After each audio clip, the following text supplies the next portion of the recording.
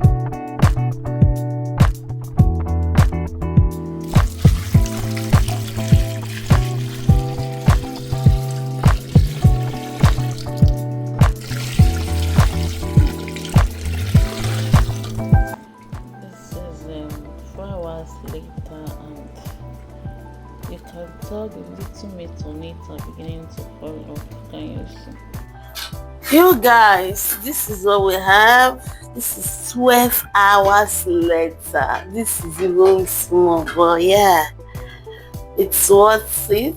Let me see results.